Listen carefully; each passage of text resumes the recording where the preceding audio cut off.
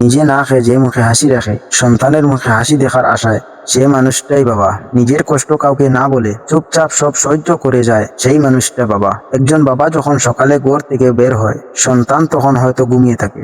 সন্তান জানতেও পারে না তার বাবা কোথায় যাচ্ছে। সে শুধু জানে বাবা বাইরে গেছে, বাবা ফিরে আসবে। কিন্তু সেই ফিরার পথ যে কতটা কঠিন সেটা সন্তান কখনো বুঝতে পারে না।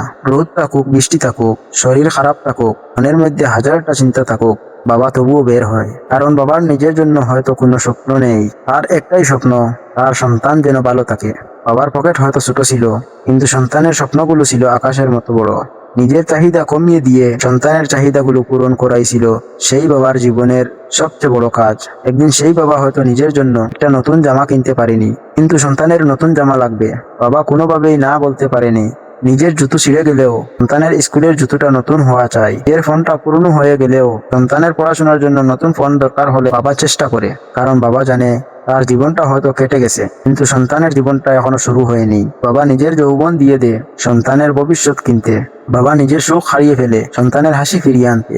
কিন্তু আশ্চর্যের বিষয় কি জানেন, বাবা কখনো হিসাব রাখে না। সে কখনো বলে না তোর জন্য আমি এত কিছু করছি। সে শুধু চুপচাপ করে থাকে। রাতে সবাই যখন ঘুমিয়ে যায়, তখন সেই বাবাই হয়তো একা বসে হিসাব করে এই মাসের বাজার, বাড়ির খরচ, সন্তানের পড়াশোনা, ঔষধের খরচ, আর কতগুলো বাকি বিল। চোখে তখন ঘুম থাকে না, থাকে শুধু চিন্তা। কিন্তু সকালে সন্তান যখন বলে বাবা তুমি কেমন আছো, বাবা হেসে বলে আমি ভালো আছি। কি অদ্ভুত না, যে মানুষটা ভিতর থেকে ভেঙে যাচ্ছে সেও সন্তানের সামনে নিজেকে সত্য রাখে।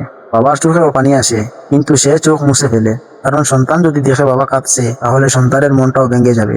একটা সময় আসে যখন সেই ছোট্ট সন্তান বড় হয়ে যায়। যে সন্তান একদিন বাবার হাত ধরে হাঁটতো, আজ সে নিজের পায়ে হাঁটে। যে সন্তান একদিন বলতো বাবা আমাকে ওটা কিনে দাও, আজ সে হয়তো বাবার কথাই শুনতে চায় না।